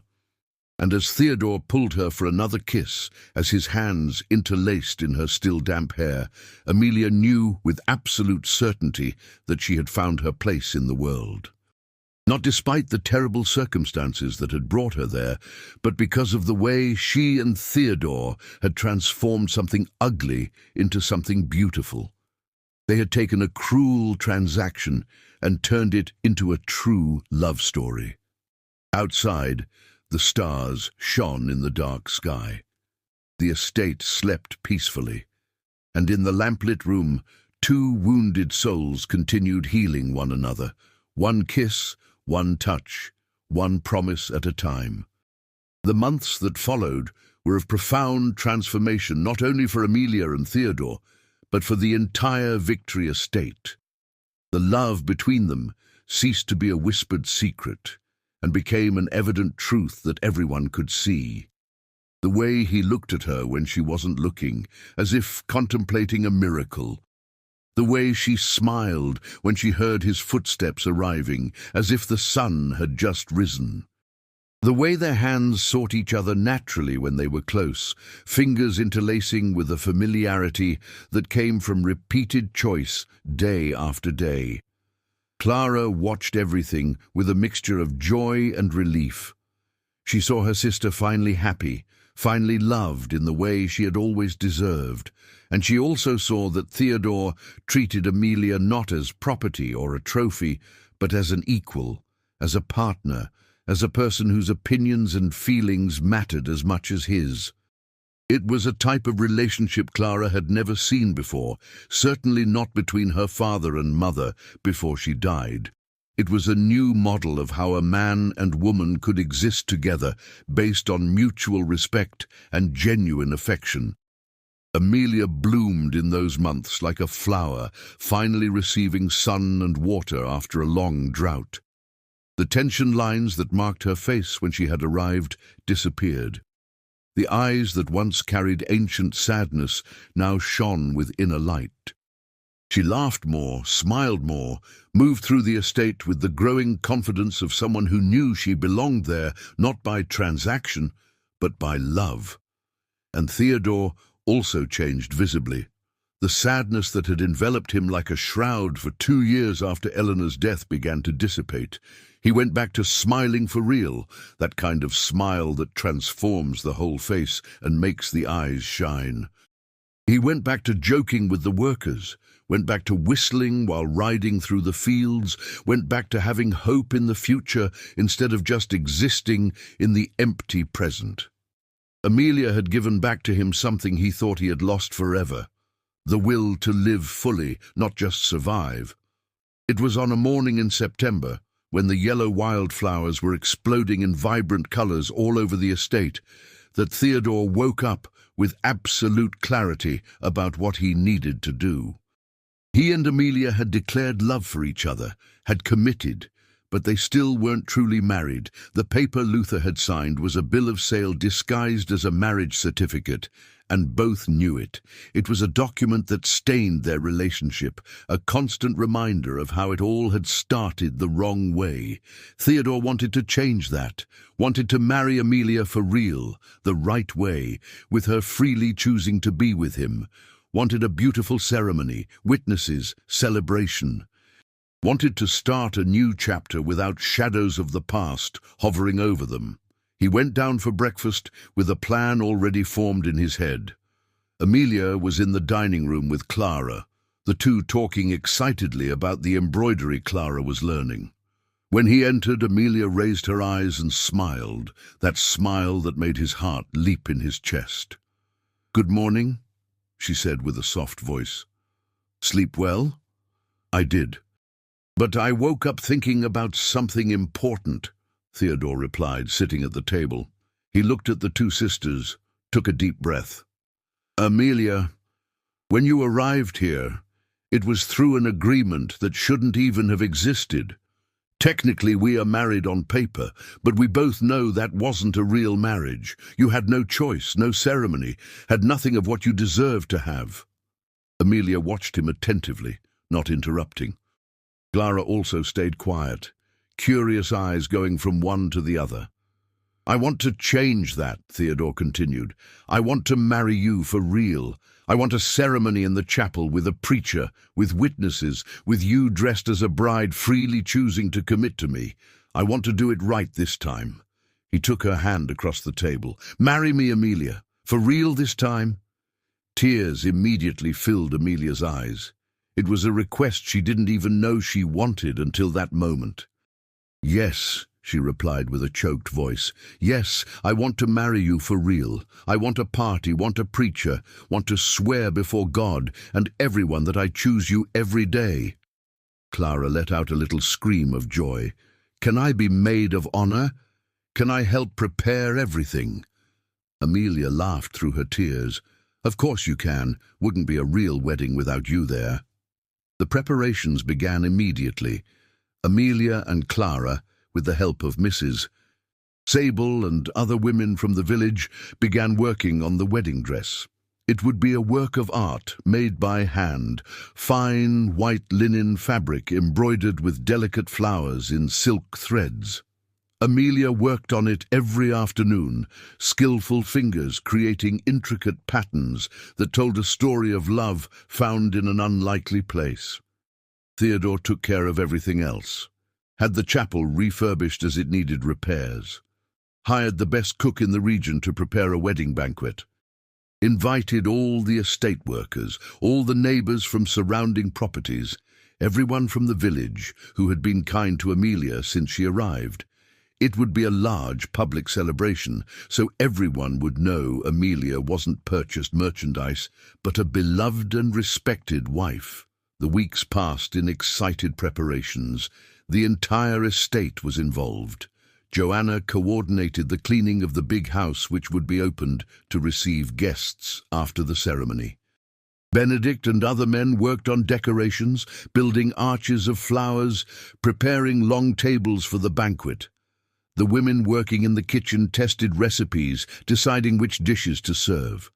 Clara was radiant with happiness. She had her own new dress, pale blue that matched her eyes, and was learning to arrange flowers to make bouquets. She saw her sister happy, saw her loved, and felt that finally things were right in their world. The nightmare of being sold and used had been left behind. Now there was only a bright future ahead. Amelia and Theodore continued the Friday night ritual, but now it was different, charged with anticipation of what would come after the wedding. They talked about the future, about the children they hoped to have, about how they wanted to grow old together. Theodore confessed he wanted at least 3 children, a house full of laughter and noise. Amelia admitted she had always dreamed of being a mother, but had given up that hope when her father sold her. Now the dream was alive again. It was during one of those nights, 2 weeks before the wedding, that Amelia finally allowed herself to be completely vulnerable. After Theodore finished washing and drying her hair, she held his hands before he could get up to leave. "Stay," she whispered. "Stay with me tonight. I don't want to wait anymore." Theodore looked at her with an intensity that made the air between them seem electrified. "Are you sure? I can wait until after the wedding if you prefer. I don't want you to feel rushed." "I'm sure," Amelia replied with a firm voice. "We've waited long enough. We've already proven this is real. I want to be with you completely, without reservations." Theodore pulled her into a deep kiss, a kiss that was promise and celebration at the same time. And that night, they became one for real, body and soul, in an act of genuine love that was the free choice of both. It was tender and passionate. It was perfectly imperfect. It was everything it should be when two people who truly love each other give themselves to one another for the first time. Afterward, lying intertwined in the big bed with messy sheets, Amelia, with her head resting on Theodore's chest, listening to his heartbeat, she whispered, "I love you." "I love you too," he replied, kissing the top of her head, "more than words can express." They slept like that, together for the first time. And when they woke with the sun rising through the window, it was with smiles on their faces and absolute certainty they had made the right choice. The wedding day dawned clear and sunny, as if the sky itself was celebrating with them. The chapel had been transformed. The whitewashed walls shone clean. The wooden pews were polished and decorated with white ribbon bows and bunches of wildflowers. The altar was covered in candles and more flowers, creating an atmosphere both sacred and festive. Amelia woke early, nervous but incandescently happy.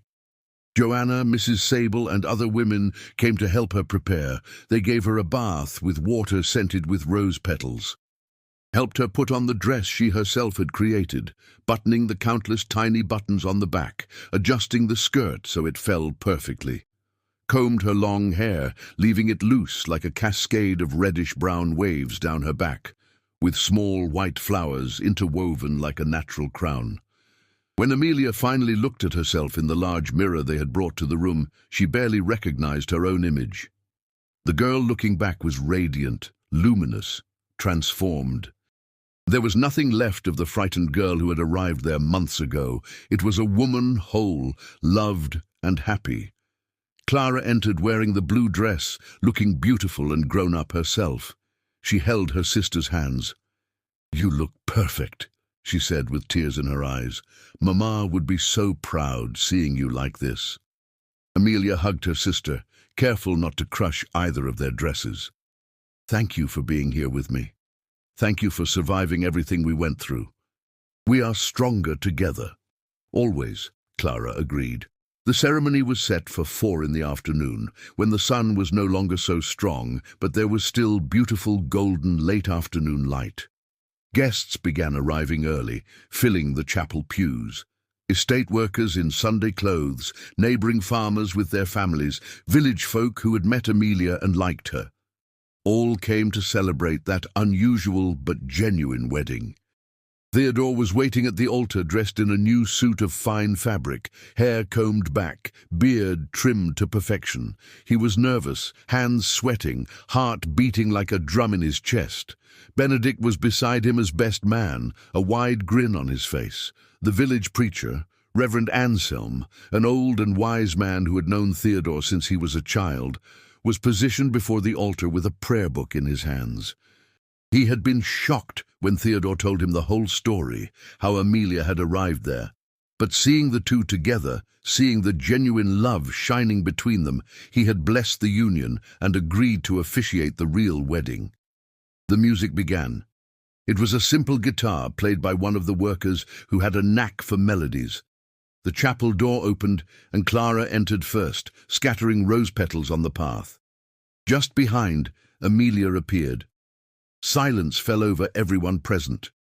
It was one of those moments that seems suspended in time, Amelia began to walk down the central aisle alone, because there was no father to give her away, and she didn't want there to be. She was giving herself by her own will, walking on her own legs to the man she loved. Theodore saw her and felt the air leave his lungs. She was stunning, absolutely stunning. The light entering through the chapel windows seemed to make her glow as if she had a halo. When their eyes met, the rest of the world disappeared. There were only the two of them, and the promise they were about to make. Amelia reached the altar, stood beside Theodore. He took her hand, squeezed gently. "Beautiful," he whispered, just for her to hear. She smiled, squeezed his hand back. Reverend Anselm began the ceremony.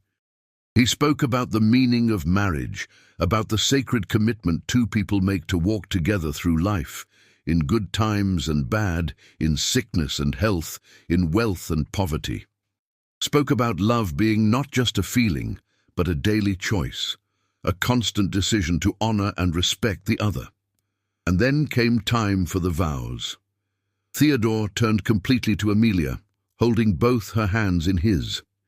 He began to speak with a strong and clear voice so everyone could hear. "Amelia, when you arrived here, it was through circumstances that never should have happened, but you transformed something ugly into something beautiful, transformed this empty house into a home, transformed my loneliness into companionship, transformed my pain into joy.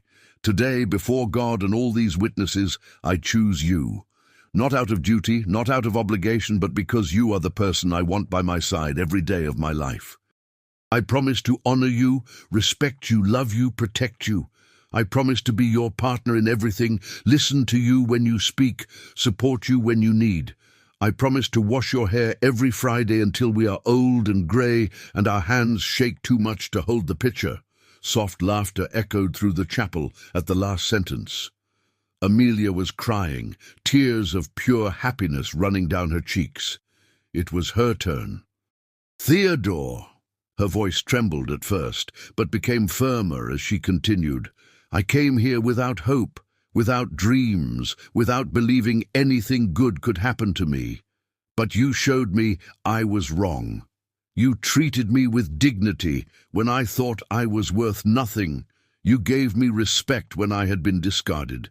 You gave me love when I thought I didn't deserve to be loved. Today, before God and all these witnesses, I choose you. I choose freely with all my heart to commit to you for the rest of my life. I promise to love you on the easy days and the hard days. I promise to be your partner, your friend, your confidant. I promise to remind you every day how special and loved you are. I promise to make this house continue being a home full of love and laughter." Reverend Anselm beamed radiantly. He blessed the rings, simple gold bands Theodore had ordered made especially for that day. Theodore placed the ring on Amelia's finger.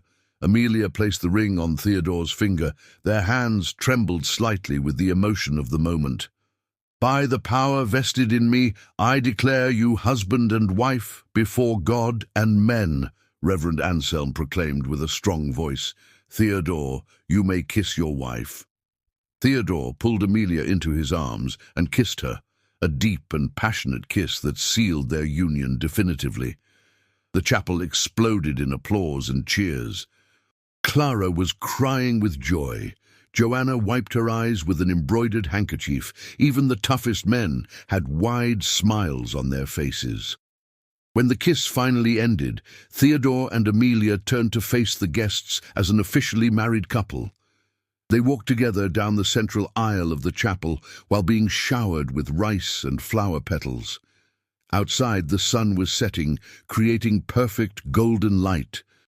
They kissed again under the flower arches, under the applause, under the sky that seemed to bless that unlikely but true union. The party that followed was memorable.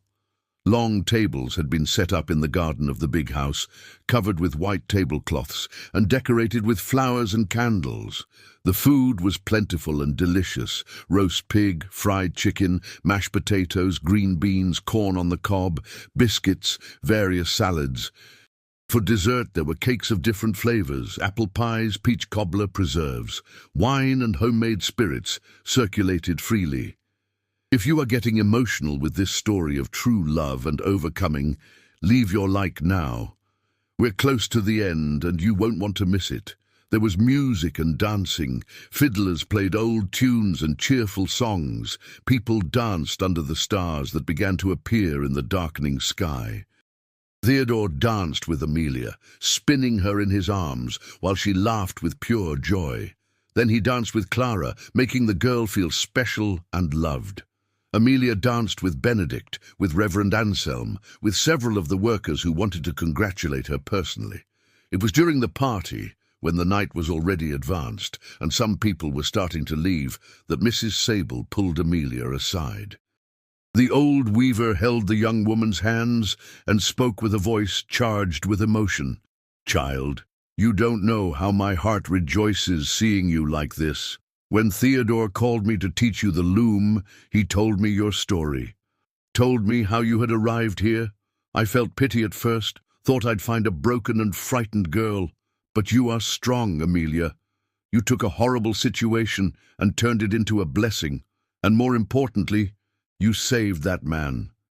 He was dying little by little of loneliness and sadness. You brought him back to life. That is a precious gift." Tears returned to Amelia's eyes. "Thank you," she whispered, hugging the old lady. "Thank you for everything you taught me, for the affection, for believing in me."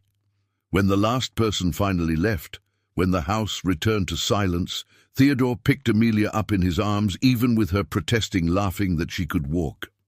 He carried her up the stairs to the room, which wasn't her room anymore, nor his room, but their room. Joanna had decorated it with flowers and candles, had put new fine linen sheets, had left a pitcher of wine and glasses. Theodore placed Amelia carefully on the floor. They stood facing each other, husband and wife, for real, finally, legally, spiritually. "Welcome to the first day of the rest of our lives," he said with a soft voice. "Can't wait to live every moment of it with you," Amelia replied, pulling him into a kiss that quickly deepened, that quickly took them to the bed, where they celebrated the union, the way passionate couples celebrate, with tenderness and passion, with laughter and whispers, with love that was free and true choice.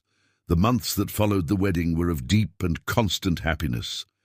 Theodore and Amelia settled into a couple's routine, learning each other's rhythms, discovering small habits and preferences, building a shared life. He still washed her hair every Friday, a ritual that had become sacred between them, a moment of intimacy and care that renewed the commitment every week. Clara bloomed under their care. The girl who had arrived, frightened and thin, was now healthy, smiling, growing into a confident young woman. Amelia and Theodore treated her like a daughter, providing education, affection, preparing her for a bright future. Clara learned not only embroidery and weaving, but also to read and write fluently, something rare for girls of that time. Theodore insisted she have the same educational opportunities any boy would have.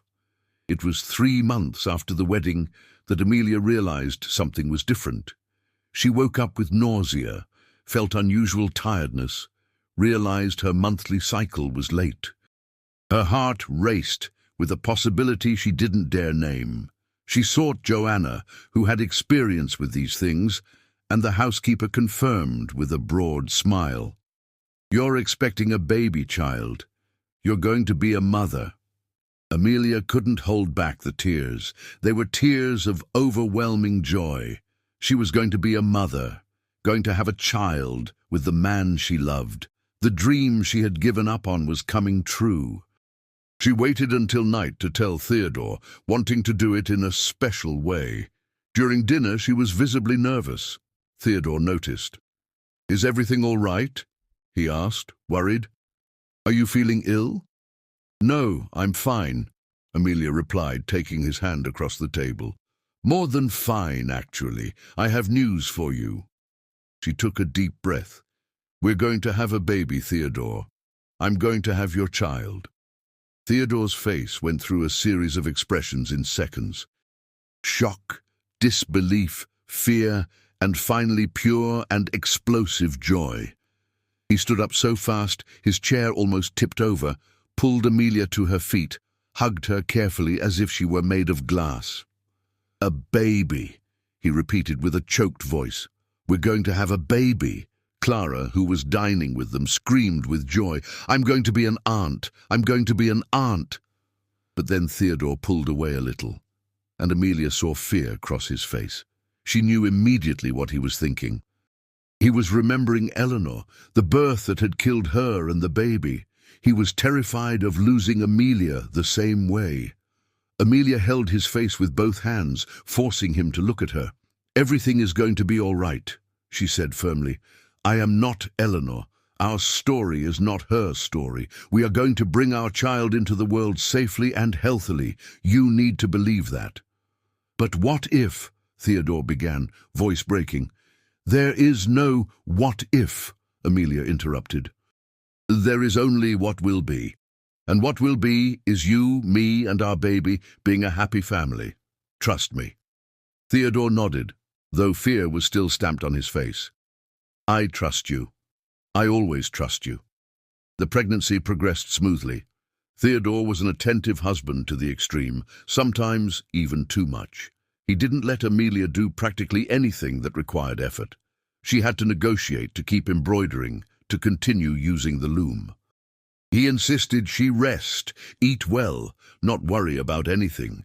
Amelia found it funny and touching at the same time, his excessive care clearly coming from the deep fear of losing her. But Theodore was also practical. He sent for a doctor from the big city, an experienced doctor who had studied in Europe and knew modern birthing techniques. Paid a fortune for the doctor to agree to stay at the estate during the last month of pregnancy, available at any moment in case the baby decided to come. Prepared a whole room just for the baby, with a wooden crib he himself had helped make, with little clothes Amelia and Clara had sewn and embroidered with love. The months passed. Amelia's belly grew round and beautiful. She became even more luminous pregnant, if that was possible. Theodore couldn't stop looking at her, putting his hand on her belly, feeling the baby kick, whispering promises to the child who hadn't been born yet, but was already loved with fierce intensity. The baby was born on an April morning when the first spring rains began to fall. Labor started at dawn. Amelia woke Theodore holding her belly, saying it was time. He went into complete panic, shouting for everyone to wake up, sending for the doctor who, thank God, was already in the house, tripping over his own legs from nervousness. The birth lasted 6 hours. They were the 6 longest hours of Theodore's life. He stayed by Amelia's side the whole time, holding her hand, wiping sweat from her forehead, whispering encouragements. She was strong, so strong, enduring contractions with determination, following the doctor's instructions, fighting to bring her son into the world. And then, when the sun was already high in the sky and the rain had given way to clean brightness, the baby's cry filled the room. It was a strong, healthy, indignant cry. The doctor smiled broadly. "It's a boy," he announced, lifting the child. "And he has excellent lungs." "A dude." Theodore was crying openly, tears of relief and joy running down his face. Amelia was exhausted but radiant, reaching out her arms to receive her son. The doctor placed the clean baby wrapped in a blanket on her chest. Amelia looked at the red and crumpled little face, at the dark eyes trying to focus, at the tiny mouth, and fell in love instantly and completely. "Hello, my love," she whispered to her son. "I'm your mother. And this huge man here crying is your father." Theodore leaned in, kissed Amelia's forehead with infinite tenderness. "Thank you," he whispered. "Thank you for giving me this. Thank you for being okay. Thank you for being you." They named the boy Michael, a name meaning, "Who is like God?" He was a beautiful, healthy baby, generally calm in temperament, but with lungs that demonstrated strength when he wanted attention. Theodore was a dedicated father, waking in the middle of the night to help Amelia, changing diapers without complaining, rocking his son to sleep, singing off-key songs that somehow worked. Clara was a devoted aunt, wanting to hold her nephew all the time, making faces to make him laugh, helping with everything needed. The house that had already been filled with love became even fuller with the presence of that child, with his crying and laughter, with the organized chaos babies bring. It was when Michael was 6 months old that something happened that would test the strength of the family they had built. Theodore was in the village handling business when he heard a conversation in one of the stores. A man he didn't know was bragging about young girls he had bought from desperate families, talking about how he used them on his lands, how he discarded them when he got tired and bought others. He spoke with pride, as if it was something to be admired. Theodore's blood boiled. He thought of Amelia, of what could have happened to her if he hadn't intervened. He thought of how many other girls were going through that at that exact moment, being treated as worthless merchandise, being abused and discarded. And he knew he couldn't simply go back to his happy life while that continued happening. He returned home determined. Found Amelia on the veranda nursing Michael, a scene of peace and motherhood that made his heart squeeze. He sat beside her and told her what he had heard, saw her go pale, saw anger and pain cross her face. When he finished telling, he held her hand. "I want to do something about this," he said. "I want to use our estate, our resources, to help other young women in situations similar to yours.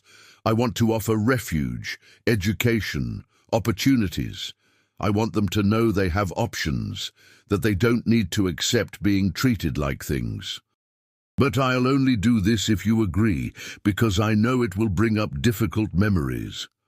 Amelia looked at her son nursing peacefully in her arms, looked at the beautiful and prosperous estate around them, looked at the husband who loved her unconditionally.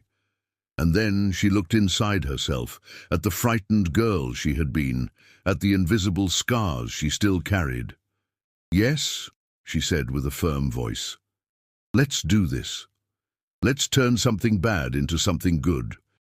Let's be a refuge for those in need." And that was how Victory Estate became something more than a simple tobacco plantation. Theodore and Amelia discreetly began to spread the word that they offered help to young women in vulnerable situations. They didn't make a fuss, didn't proclaim it to the four winds, but through a network of trusted contacts, through the Reverend, through people like Mrs. Sable who knew families in difficulties, the word spread. The first girl arrived 2 months later. Her name was Rose. She was 17, had been sold by her older brother to pay a drinking debt. She had managed to run away, but had nowhere to go. She arrived thin, frightened, covered in bruises. Amelia received her at the door, recognized in the girl's eyes the same terror she had felt. She hugged Rose and promised she was safe there. Rose stayed. Amelia and Clara taught her to embroider, to weave, to read. Theodore treated her with the same respect he treated anyone else. Joanna fed her and cared for her until color returned to her pale face. Slowly, Rose began to heal, to smile, to believe that maybe her worth wasn't determined by what had happened to her. After Rose came Lucy. After Lucy came Teresa. After Teresa came Beatrice. One by one, broken and frightened young women arrived, and one by one they were healed with patience, love, education, and opportunities. Some stayed, helping on the estate, learning trades, eventually marrying local workers, good men who respected them.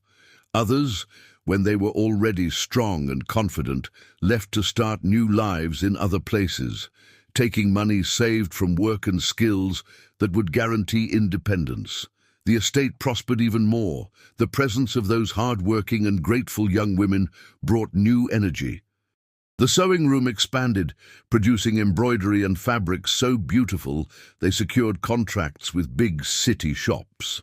The extra income helped support the project, making it self-sufficient. The years passed in happiness and purpose.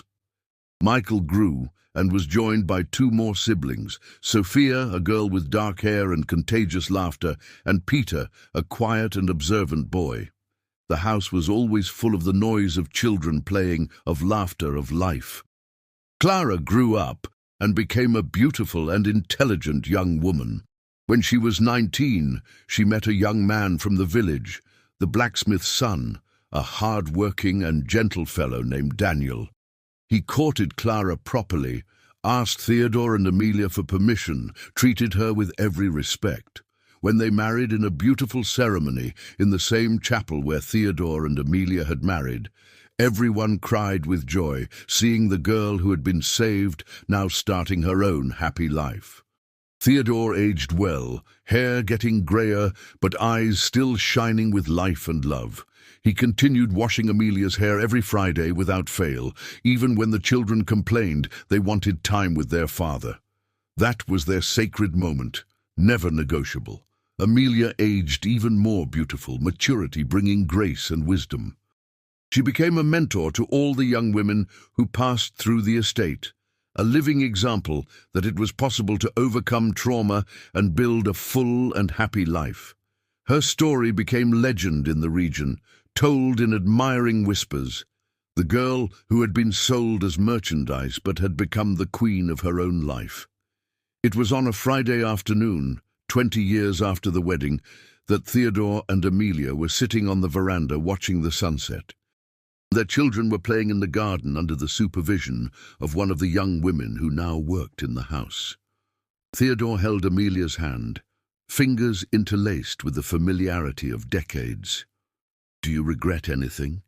he asked suddenly. Amelia thought for a long moment. "That my father sold me, yes," she replied honestly. "It hurts to think he saw me only as a solution to his problems.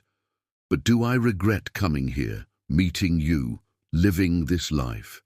Never. Not for a second.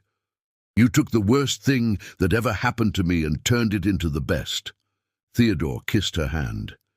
"You saved my life," he said with a voice charged with emotion. "I was dead inside when you arrived. You brought me back.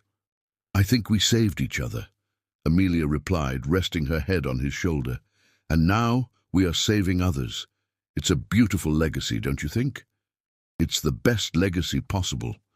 They sat while the sun dipped below the horizon, painting the sky in oranges and pinks and purples.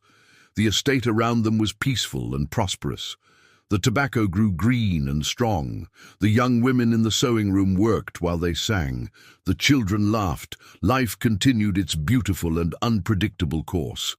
And that night, like every Friday, Theodore went to the room they shared, carrying the porcelain basin, the pitcher of warm water, the soft cloth. Amelia was already waiting with her hair loose, now with some silver strands among the reddish brown. He washed her hair with the same dedication and tenderness he had the first time 20 years ago. His hands had more wrinkles. The movements were perhaps a little slower, but the love in the gesture was as intense as it had always been. "I love you," she whispered. "I love you too," he replied. "Forever." And so, on an estate in the heart of Kentucky, in a house full of love and purpose, in a place that had started as a prison but had become a home, Amelia and Theodore continued living their story.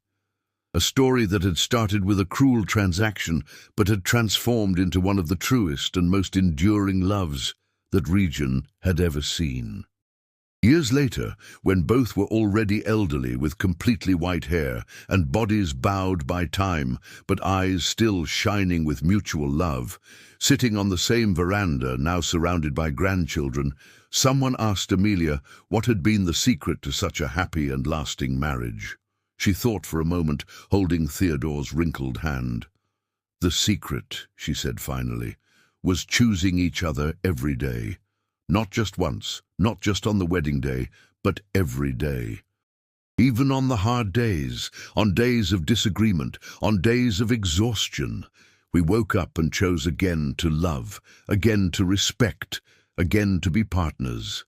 And there was also, she added with a mischievous smile, the sacred ritual of every Friday.